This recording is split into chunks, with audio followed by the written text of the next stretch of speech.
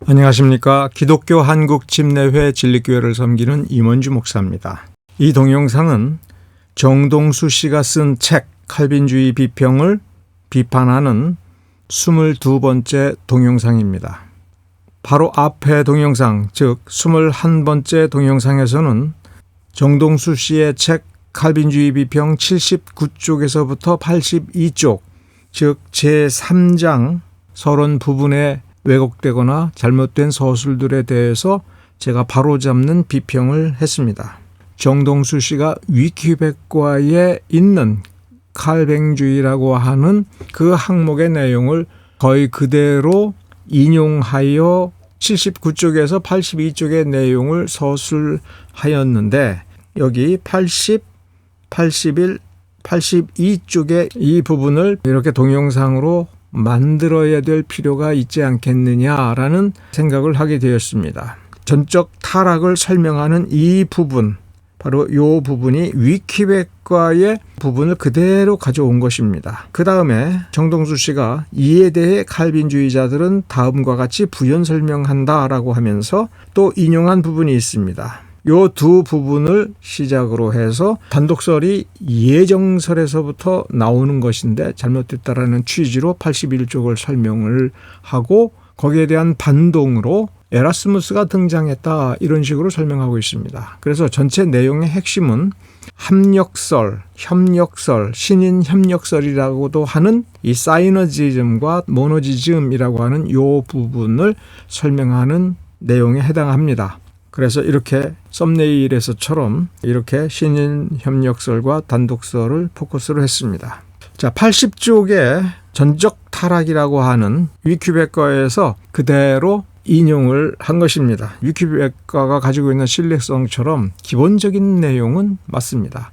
다만 설명하는 방식이 부족하거나 쉽게 오해할 수가 있는 부분들이 있습니다. 예를 들어서 이런 표현입니다. 이것은 육체적 생명만 가지고 있는 모든 자연인은 본성이 타락하여 구원에 필요한 믿음을 만들어내지 못함을 뜻한다.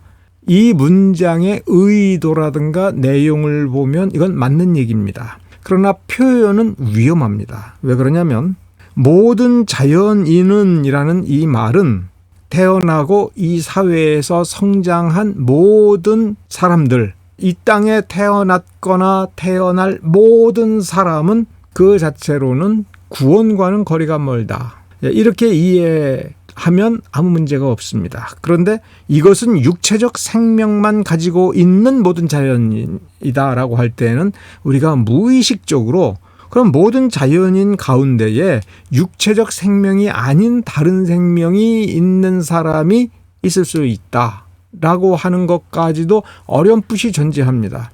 즉 오류가 침투될 구멍을 뚫어놓은 겁니다. 교회 안에 들어와서 수십 년 신앙생활을 하던 사람들 중에서도 여전히 무속적 사고방식을 그대로 가지고 있는 사람이 있습니다. 그러면 당연히 나는 자연인이 아니고 거듭난 사람이니까 라고 생각을 하는데, 거듭난 사람이라는 증거는 자신이 오랜 신앙생활을 했다, 자기도 그러리라고 믿는다, 목사님도 내가 거듭난 신자라고 하는 점에 있어서는 전혀 의심하지 않는다, 등등의 정황적 증거만을 내놓고 심지어 자기가 방언을 한다, 이적을 체험했다라고 하는 현상적 어떤 증상들을 이야기하면서 거듭난 신자라고, 자신은 육체적 생명 이외에 다른 생명이 있다라고 생각하는 사람들이 얼마든지 있는 겁니다. 그래서 육체적 생명만 가지고 있는 이라고 하는 이 서술을 분명하고 명확하고 신학적으로도 문제가 없고 성경적으로도 문제가 없는 분명한 말로 정리를 해야지, 이렇게 하면 안 됩니다. 그 다음에 구원에 필요한 믿음을 이라고 하는 이 부분은 당연히 맞는 말이죠. 근데 만들어내지 못한다. 믿음은 만들어내는 것인가 아닌가에 대해서 깊이 생각해 보지 아니한 사람은 이건 그냥 넘어가게 되고, 넘어가게 되면 매우 위태로운 거죠. 왜냐하면 구원받기 위해서는 구원에 필요한 믿음을 만들어내야 된다라는, 만들어낼 수 있느냐 없느냐 이 싸움이 되는 거예요. 그 믿음은 만들어내는 거냐? 그거는 아니죠. 이게 아주 신비한 겁니다, 이 믿음은. 그래서 신앙생활을 수십 년을 한 사람도 성경에서 말하는 믿음의 실체를 그 가르침 그대로 이해하는 경지에 도달하는 사람이 그리 많지 않습니다. 목사들 중에서도 10년 이상 목사 생활을 하면서 성경을 가르치는 사람도 믿음에 대한 본질적 이해가 성경의 가르침에 미달하고 미흡한 사람들 제법 있는 것을 우리가 인정해야 됩니다. 믿음에는 여러 종류의 질이 있어서라고 하는 이것도 신학적으로 검증이 되어야 될 표현인 겁니다. 질이 다른 게 아니라 종자가 다르다. 그렇게 이해를 해야 됩니다. 구원에 필요한 믿음은 사람이 스스로 발휘하지 못한다는 것이다. 위키백과의 약점이 여기에 있습니다. 모든 걸 믿음으로만 설명을 하려고 하고 있습니다.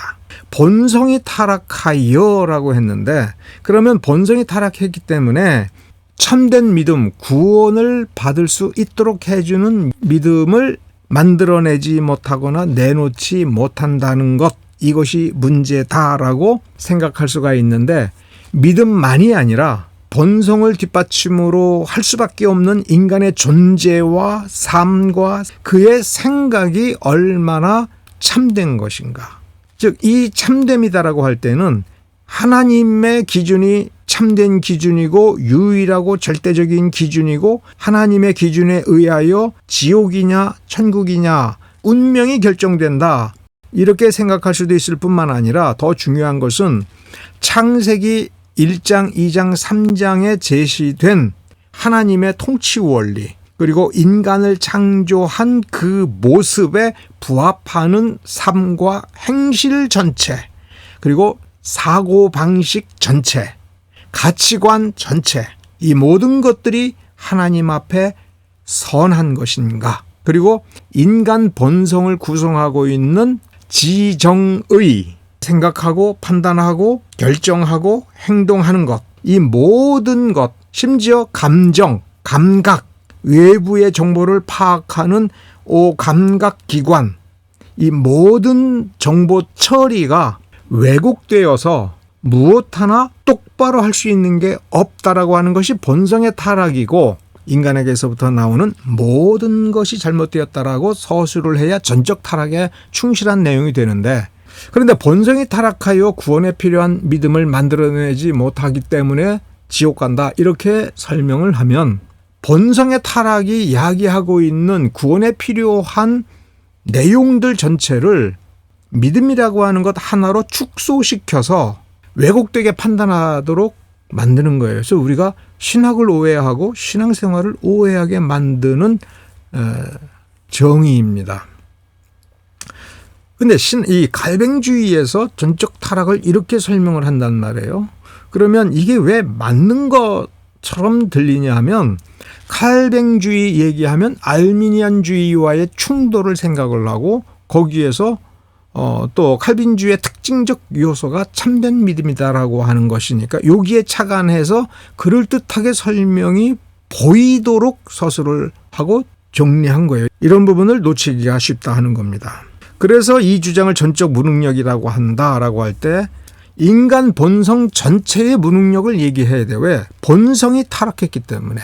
본성이 타락하여 왜곡된 동작을 할 수밖에 없는 인간의 각 기관들 인간 내면의 각 기관들 그것들을 바로 잡을 능력이 없다라고 하는 것입니다. 그런데 그것을 뭐로 축소시키냐면 그의 영혼이 타락하여 참된 믿음을 갖기 싫어한다는 것이다. 여기서 이 싫어한다 할 때 호흡으로 좋아한다, 싫어한다 이 표현을 신학적으로 훈련된 사고를 갖지 않는 사람은 자연인이 가지고 있는 감정 좋아하고 싫어하고 하는 감정으로 보지 이것이 그 본성이 가지고 있는 기울기, 성향이라고 이해하기도 어렵고 성향이나 습성을 또 유물론적으로 물질이 있는 것으로 혹은 어떤 기운이 작동하는 것으로 자꾸 착각을 하게 됩니다. 신앙생활을 오래 한 분도. 그러니까 신학이 왜 필요한 거냐면 그게 우리가 가지고 있는 그런 사고방식이 왜 틀렸는가를 본인이 납득하는 거예요. 어떻게 생각을 해야 되는가 하면서 자신의 사고방식 전체가 제대로 구성이 되고 계속해서 작동하도록 계속 유지보수하는 게 이 신학인 겁니다.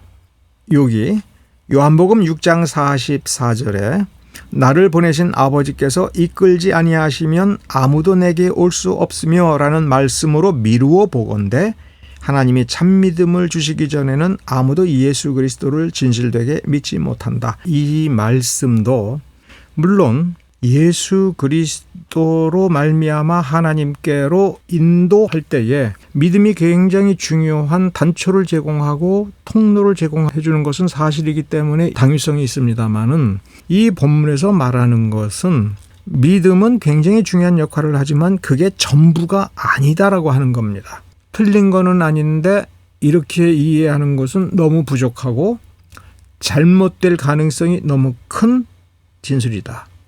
위큐백과는 일반적인 것에 대해서는 대단히 정확하지만 전적 타락은 일반적인 것이 아니라 매우 깊이 있는 전문적인 영역인 겁니다. 그렇다면 이 부분은 책임을 가지고 진술한 어느 신학자의 글, 벤자민 워필드라든가 존 칼빈이라든가 칼빈주의에 있어서 상당한 인정을 받는 분의 정의를 옮겨놓는 것이 차라리 더 낫다. 낫다. 책을 보라. 그러니 알고 싶으면 직접 책을 보고 논문을 보라. 이렇게 말할 수가 있죠. 정동수 씨는 그 다음에 이렇게 말합니다. 이에 대해 칼빈주의자들은 다음과 같이 부연 설명한다. 이렇게 인용을 했습니다만 어디서 인용해 왔는지를 정동수 씨는 밝히지 않습니다. 이 경우에는 심각합니다. 왜 그러냐면 칼빈주의자들은 다음과 같이 부연 설명한다 그러면 이거는 칼빈주의자가 이렇게 말을 했어야 됩니다. 그런데 이런 문장으로 말한 사람은 아무리 제가 찾아봐도 정동수 씨 한 사람입니다. 다른 어떤 칼빈주의자가 칼빈주의적 입장에서 전적 타락을 이렇게 부연 설명한 데가 없기 때문에 그렇습니다. 특히 이 첫 번째 문장을 보면 칼빈주의에 관련된 흔한 오해 중 하나는 칼빈주의가 인간의 자유로운 선택을 막는다고 주장하는 것이다. 그거 오해다라고 칼빈주의자가 칼빈주의를 옹호하면서 쓰는 것처럼 보이죠.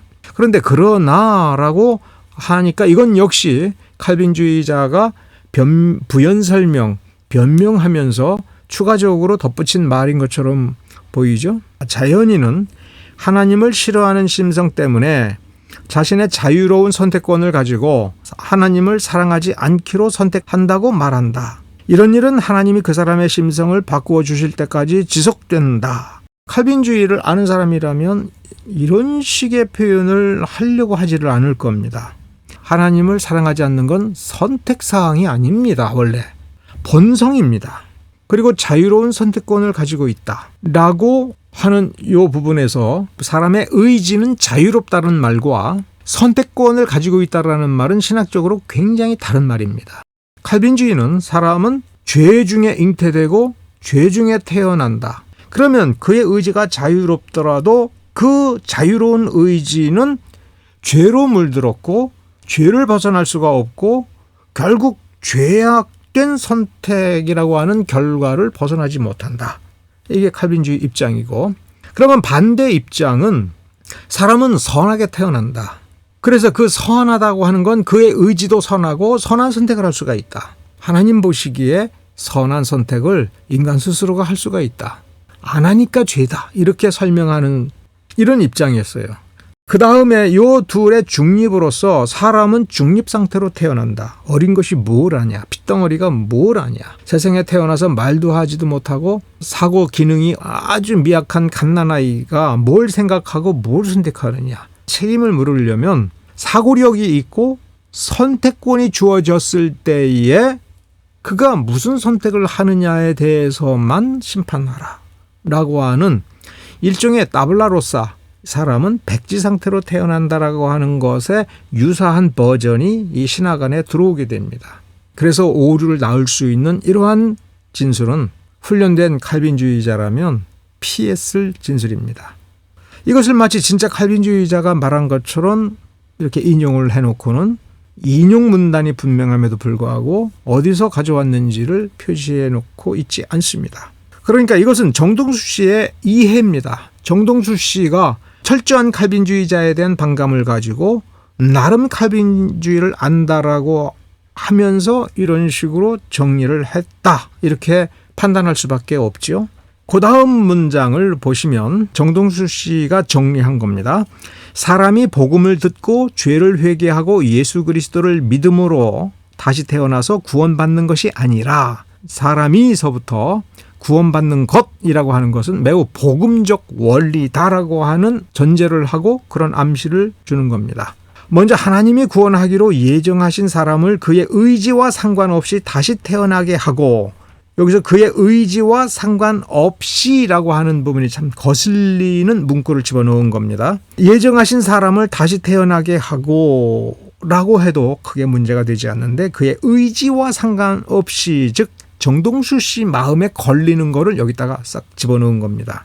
그에게 복음을 믿을 수 있는 믿음을 주시면 그제서야 비로소 그는 복음을 받아들이고 예수님을 믿게 된다. 뒤에 이어지는 패러그래프를 보면 종교개혁 당시 이러한 칼빈주의 원죄론에 반대하고 라고 하면서 에라스무스를 거론한 것을 보면 이게 잘못됐다고 하는 거예요. 근데 얼핏 보면 뭐가 잘못됐는지 잘 모를 뿐만 아니라 만일 느껴지게 된다면 이런 식으로 이해하게 되는 겁니다. 사람이 복음을 듣고 죄를 회개하고 예수 그리스도를 믿음으로 말미암아 다시 태어나는 것, 이것이 구원이다, 이렇게 구원받는 것이다 라고 하는 이것이 복음주의라면, 칼빈주의는 이 복음주의를 거부하고 부정하고 앞에 하나님의 역사하심이다라고 하는 것, 하나님이 구원을 받도록 하나님 마음대로 독재적으로 라고 하는 이미지를 만든 겁니다. 그 이미지를 만들기 위해서 그의 의지와 상관없이라는 말을 집어넣은 거예요. 칼빈주의에서 말하는 요지는 이겁니다.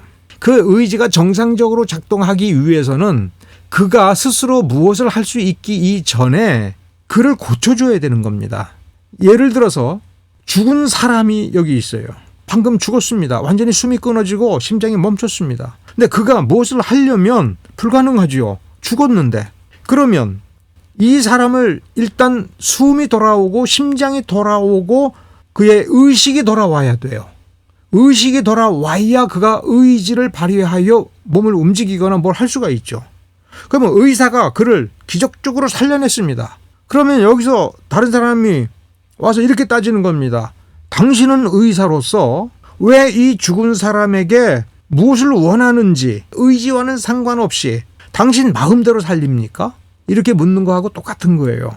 다시 위에 첫 줄로 돌아가 보면 사람이 복음을 듣고 죄를 회개하고 할 때 이것이 하나님이 보시기에 참된 회개가 되려면 그의 본성이 선량해져야 돼요.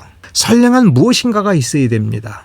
성경에서 말하는 진정한 회개는 그의 본성의 변화로부터 말미암는 삶의 변화입니다. 다시 말하면 사람이 복음을 듣고 죄를 회개하고 예수 그리스도를 믿음으로 말미암아 다시 태어나서 구원받는다는 것, 이게 성경에서 말하는 구원 서정이다라고 할 때 칼빈주의자들은 여기에 동의하고 이 자체를 거부하는 게 아닙니다. 하나님의 역사하심이 없어도 이게 되느냐? 하나님께서 역사하신 결과로서 사람은 이렇게 되느냐에 대한 신학적 논의가 원래 있는 겁니다.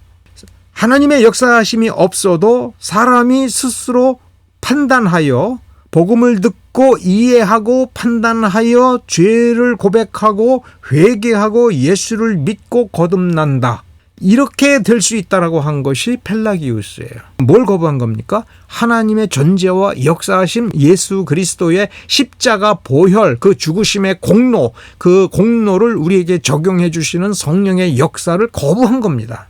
하나님의 도우심, 예수 그리스도의 죽으심 없이도 사람이 성경을 읽고 듣고 회개하고 믿고 할 때에 하나님의 도움이 없어도 되느냐? 이게 성경적이냐? 지금 이 논쟁이 칼빈주의 논쟁과 결부된 겁니다. 그럼 칼빈주의자들은 그 이전에 하나님께서 그의 의지를 변혁시켜주고 거듭나게 했을 때에 비로소 그는 복음을 듣고 기쁨으로 복음을 받아들이며 믿을 수 있는 믿음이 생겼기 때문에 믿는다라고 하는 것은 논리적으로 칼빈주의를 옳다라고 만들기 위해서 논리를 만들어서 집어넣은 것이 아니라 성경을 분석해 보니 사람이 복음을 듣고 죄를 회개하게 되는 그 이면에는 성경은 하나님의 역사하심이 있다라고 가르치기 때문에 구원서정에 이 부분을 집어넣어야 된다. 그러면 여기서 질문이 한 가지 더 들어간 겁니다. 성령은 왜 그렇게 역사하시고 예수께서 십자가에 달려 돌아가실 때에 우리의 죄를 짊어지시고 우리를 대신하여 죽으셨는데, 그러면 하나님은, 그리고 예수님은 누가 구원받을지 가봐야 한다, 모른다, 성경은 그렇게 가르치냐? 창세전부터 예정하셨던, 미리 하셨던, 사랑하셨던, 뭐가 됐든 간에 창세전에 나를 몰랐느냐? 천국에 갈 사람인지를 하나님께서 몰랐느냐? 여기에서 논쟁이 발생한 게 절대 예정이냐, 예지 예정이냐, 조건 예정이냐, 이런 것들이 시대에 흘러가면서 뒤에 벌어진 논쟁입니다. 자, 그런데 정동수 씨는 이렇게 원죄론이라고 하는 것, 칼빈주의 원죄론이라고 하는 건 복음주의적 원리를 뛰어넘어서 지나치게 형이상학적인 불필요한 학술적 주장을 하면서 일파를 만들었다라고 하는 암시를 주고 있습니다. 종교개혁 당시에 칼빈주의 원죄론을 반대한 사람이 있으니 당시 최고의 학자인 에라스무스, 이렇게 얘기하고 있습니다. 저는 이 부분, 당시 최고의 학자인 에라스무스다라고 말하는 이 부분이 정동수 씨가 이 에라스무스를 제대로 알고 있는가라는 생각을 하지 아니할 수가 없습니다. 왜 그러느냐? 에라스무스는 교회가 부패되었다라고 하면서 교회를 비판한 사람이 맞습니다. 자, 그러면 이 비판이 어디까지냐라고 할 때의 의견 차이가 루터하고 벌어진 겁니다. 루터는 교황이 틀렸다, 사면구원을 남발했다, 과잉으로 사용했다라고 하고 비판을 했습니다. 이 출발점은 에라스무스하고 루터가 똑같습니다. 그런데 루터는 그 말로부터 시작해서 논쟁을 하면서 몇 가지 사건을 거치면서 로마 카톨릭으로부터 밀려나서 루터 교회를 세우는 쪽으로 갔습니다. 이렇게 갈라져 가는 것을 보고 에라스무스는 루터를 비판한 겁니다. 그리고 루터 신학 사상 가운데에 매우 중요한 어떤 부분들을 보니 그 원리대로 하다 보면 카톨릭으로부터 벗어날 수밖에 없다, 이탈할 수밖에 없다, 그러지 말라라고 비판한 사람이 에라스무스입니다. 자, 그러니까 에라스무스는 결국은 로마 카톨릭으로 성립되는 그 교회로 계속해서 나아가고, 따라서 로마 교황의 통제 하에 각 지역교회가 있고 민족교회가 있고 국가교회가 있어야 된다, 카톨릭으로부터 분리되면 안 된다라고 하는 거를 왜 안 될까라고 한다면 로마 카톨릭 바깥에는 구원이 없다라는 생각이 있는 것은 아닌가? 우리가 이렇게 에라스무스를 생각을 해야 되는 겁니다. 인본주의자로서는 에라스무스가 높게 평가받을는지는 몰라도 교회 입장에서는 이 사람의 정체성에 대해서 근본적으로 의문을 가져야 됩니다. 그런데 뒤에 보면 정동수 씨가 어떻게 설명하는가를 보십시오. 종교개혁 당시 이러한 칼빈주의 원죄론의 반대론을 제시한 것이 에라스무스다. 그러면 루터는 에라스무스를 반박하고 칼빈과 같이 전적 타락설을 주장하였다.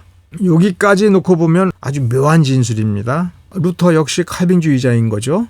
분명한 건 정동수 씨는 루터와 칼빈은 전적 타락설을 주장하고 칼빈주의적 원죄론이라는 점에서는 일치하고 거기에 대항해서 에라스무스라는 사람이 있다. 이것을 정리하면 합력설, 사이너지즘이라고 하는 합력설과 신단독설이라고 하는 모노지즘이라고 하는 걸로 나누어진다라고 정동수 씨가 소개하고 있는 겁니다. 정의를 봅니다. 합력설이라고 하는 건 뭐냐면 하나님이 구원의 길을 마련하시지만 그것을 취하느냐 여부는 사람에게 달려있다. 합력설이라고 하는 것, 그렇게 단순한 게 아닙니다. 단순한 것이 아님에도 불구하고 이 사이너지즘을 단순하게 설명하기 위하여 그것을 취하느냐 마느냐의 여부는 사람에게 달려있다라고 할 때 요거를 인간의 의지의 자유라고 하는 개념과 결부시켜서 요 정의를 정리한 겁니다. 이 경우 구원은 하나님과 사람의 합작이 된다, 이렇게 설명을 한 겁니다. 경험적으로 보면 인간의 의지적 결단을 내려서 내가 결단을 내려서 예수를 믿어야 구원받는 거 아니냐, 그러니까 합력설이 맞는 거 아니냐라고 단순하게 생각할 수가 있습니다. 그런데 신학적 정의는 그런 게 아닙니다. 하나님이 아무리 전지전능해도 인간의 구원에 있어서는 무능하다라는 말입니다. 왜? 사람이 협력해 주지 않으면 하나님의 구원은 불완전한 것이 되는 겁니다. 문제는 내가 보니, 나의 경험을 놓고 보니 이게 그럴듯한 것 같은데 이렇게 되는 게 문제가 아니라 이 정의가 성경이 가르치는 그리고 성경이 보여주는 구원의 내용, 원리와 일치하는 것이냐. 하나님은 인간을 구원함에 있어서는 아무리 완벽하게 했더라도 그것 자체로는 불완전하고 최종적으로 인간이 동의해 주지 아니하면 구원 역사는 일어나지 않으니까 하나님이 아무리 전지전능해도 구원에 있어서만큼은 못하시는 게 있다. 언제 못하냐? 내가 안 믿으면 하나님도 못한다.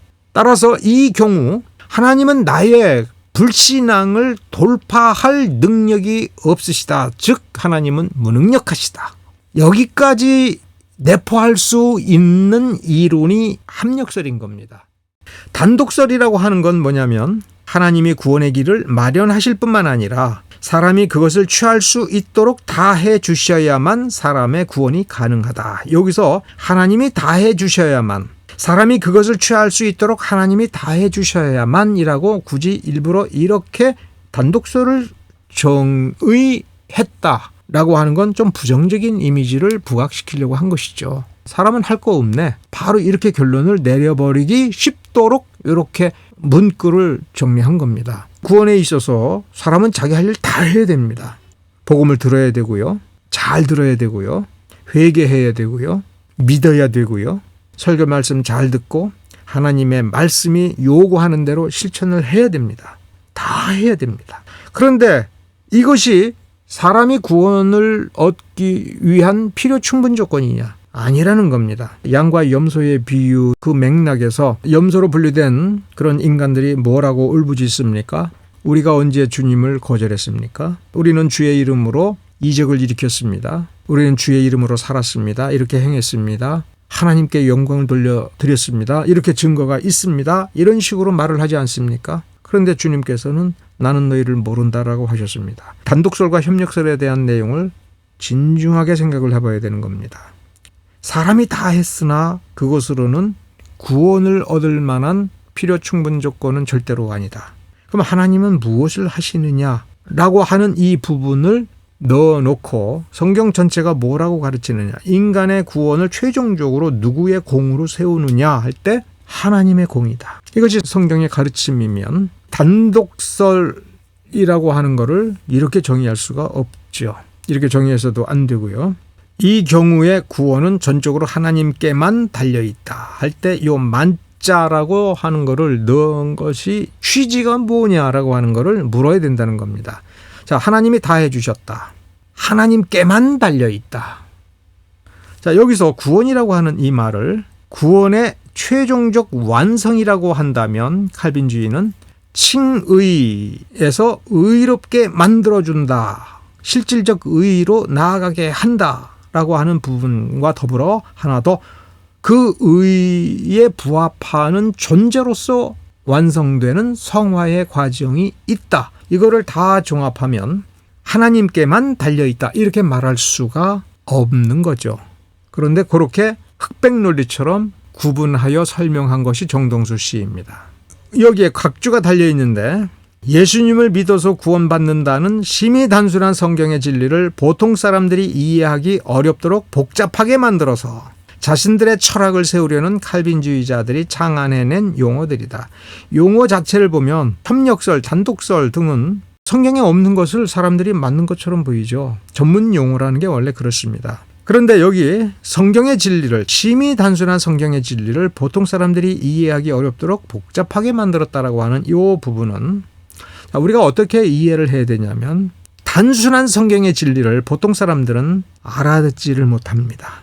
예수를 믿어서 구원받는다. 이게 뭔가, 왜 이렇게 되는가에 대해서 이 문장을 믿으면 구원이 이루어지는 것이 아니다라고 하는 것을 우리가 깨달아야 되기 때문에 그렇습니다. 시키는 대로 하면 내가 구원받는다? 이거 아니라고 하는 것을 빨리 깨우쳐야 되는 겁니다. 예수님을 믿어서 구원받는다라고 하는 이 단순한 이 진술을 이용하여 얼마나 많은 이단들이 만들어집니까? 그러면 이단들이 이 문장을 써서 구축해낸 이단 사설이 왜 틀렸는가, 무엇이 바른가를 설명할 때에 설명이 복잡한 것이고, 그것을 압축하여 전문 용어로 단순하게 표현한 것은 인간의 편의성을 위한 것입니다.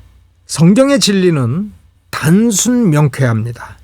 그러나 그 내용은 무한히 복잡하고 심오합니다. 심오하기 때문에 뻔히 눈에 보이는 것을 보고도 오해하고 착각하고 오류에 빠집니다. 죄성에 물든 이해력, 부족한 이해력, 미성숙한 판단력을 가지고 성경을 정확하게 이해하기 위해서는 대단히 어려운 지적 훈련을 받아야 되는 겁니다. 신학자뿐만 아니라 목사뿐만 아니라 일반 신자들도 마찬가지입니다. 그래서 여러분들은 제가 만드는 이러한 동영상뿐만 아니라 무수히 많은 동영상을 시청하시고 책을 보시고 하면서 이해를 깊이 있게 하려고 애를 쓰시죠. 그것이 옳은 겁니다.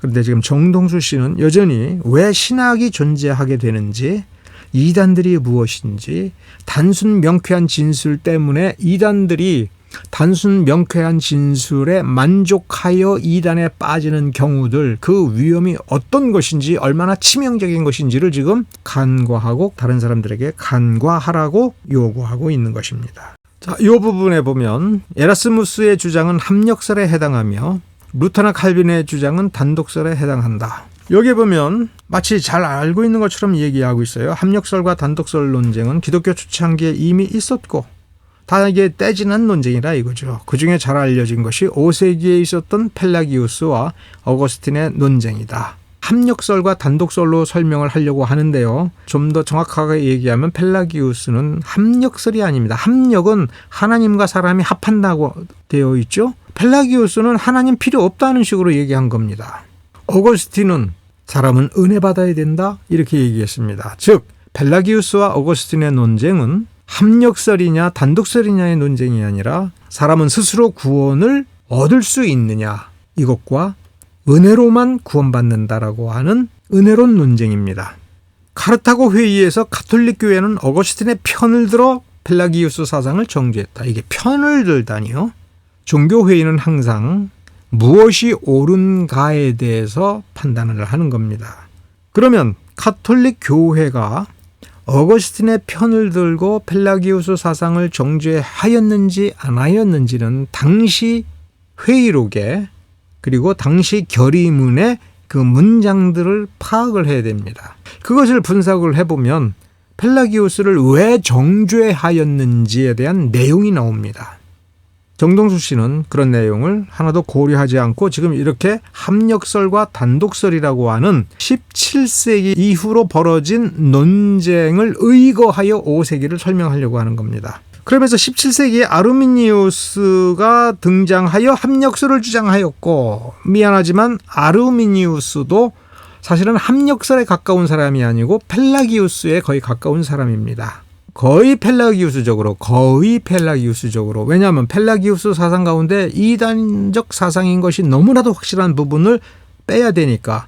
사실 그래서 펠라기우스 직후에 반펠라기우스, 세마이 펠라기우스가 나온 겁니다. 왜? 이단인 것이 너무 분명하니까. 그래서 어거스틴의 은혜론 가운데 일부를 차용해 들어와서 적절히 섞습니다. 그 정도 수준에서 아르미니우스가 칼빈주의를 반대한 겁니다. 원죄론을 반대하고, 따라서 인간이 인간 스스로에 의하여 구원받았다라고 하는 쪽으로 가게 됩니다. 그러면 이것이 원죄론에 있어서 뭐가 문제가 되는 거냐면, 아르미니우스는 결론적으로 원죄를 부정한 겁니다. 그러면 이 원죄 부정의 이론을 펠라기우스에게서부터 가져왔느냐? 당시의 로마 카톨릭 중세 오류로부터 가져온 겁니다. 신학적으로 중세적 타락이 시작이 되었느냐 할 때 예정론 논쟁이 한번 벌어질 때 그 예정론을 거부했습니다. 예정론을 거부하니까 하나님의 예정에 의하여 인간의 구원이 이루어진다라고 하는 걸 거부하니까 그럼 구원은 사람이 이루어내는 거다. 그러면 뭘 추정해야 되느냐 하면 창세기 2장 3장을 추정을 해야 됩니다. 아담과 이브의 타락이 본성의 타락이냐 할 때 본성의 타락이 아니다라고 해야 되는 거예요. 그 입장에서 칼빈주의 입장을 거부한 칼빈주의 내부 사람이 아르미니우스입니다. 도르트 회의는 아르미니우스의 주장이 타당한가? 성경적 근거가 있는 것인가? 아니면 아르미니우스가 반대한 기존의 칼빈주의 입장이 성경적인 것인가를 성경적으로 분석하고 신학적으로 정리를 한 것이 칼빈주의 5대 강령입니다. 그렇기 때문에 정동수 씨가 정말 하고 싶은 이 말, 칼빈과 루터가 정의한 전적 타락설에 의거하여 성경을 해석하고 이해하였다, 이 말이 틀린 겁니다. 성경을 해석하고 이해하고 보니 칼빈과 루터가 정의한 전적 타락설이 맞다. 그렇기 때문에 우리는 칼빈주의 5대 강령을 고수해야 되고 그렇게 가르쳐야 되고, 칼빈주의 5대 강령을 반대하는 그 신학적 원리, 사고 방식은 성경적인 것이 아니다라고 하는 반대 논증이 성립이 되는 겁니다. 그 다음에 끝으로라고 하면서 칼빈주의 5대 교리 중에 전적 타락에 대한 진술이 끝나는 부분에, 여기 끝으로라고 하는 이 부분은 온건한 칼빈주의와 극단적 칼빈주의라고 하는 전혀 다른 영역의 논쟁거리를 지금 끌고 들어와서 압축적으로 설명하고 있습니다. 온건한 칼빈주의와 극단적 칼빈주의에 대한 이 정의 자체를 새로 시작을 해야 되는데, 마치 그 위에 합력설 단독설 문제로부터 이게 불거진 것처럼 착각하고 있는 것이죠. 현 시대의 온건한 칼빈주의는, 현 시대에라고 했습니다. 현 시대의 온건한 칼빈주의와 극단적 칼빈주의를 예수님의 속죄 사역의 제한 속죄냐 제한적 속죄가 아니냐라고 하는 이 논쟁을 끌고 들어왔습니다. 이것이 아르미니우스주의 논쟁, 그때 벌어진 논쟁입니다. 현 시대가 아닙니다. 오늘은 여기까지 다루도록 하겠습니다. 감사합니다.